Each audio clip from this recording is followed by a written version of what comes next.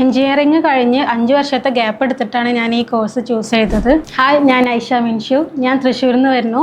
ഇവിടെ ഞാൻ office administration course offline ആയിട്ട് എടുത്തിട്ടുള്ളത്. എഞ്ചിനീയറിംഗ് കഴിഞ്ഞിട്ട് എനിക്ക് ജോലി ചെയ്യാനുള്ള ഒരു സാഹചര്യം ഓക്കെ അല്ലായിരുന്നു.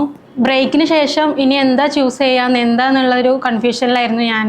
പെട്ടെന്നൊരു ജോലി വേണമെന്നുള്ള ലക്ഷ്യത്തിലാണ് ഞാൻ ഈ കോഴ്സ് ചൂസ് ചെയ്തത്. ഇവിടെ എനിക്ക് ഏറ്റവും കൂടുതൽ ഇഷ്ടമായത് ഇവിടുത്തെ അറ്റ്മോസ്ഫിയറും പിന്നെ ഇവിടുത്തെ സ്റ്റാഫുകളുടെ സപ്പോർട്ടും ഇതെല്ലാം എനിക്ക് നല്ല ഇഷ്ടമായത്.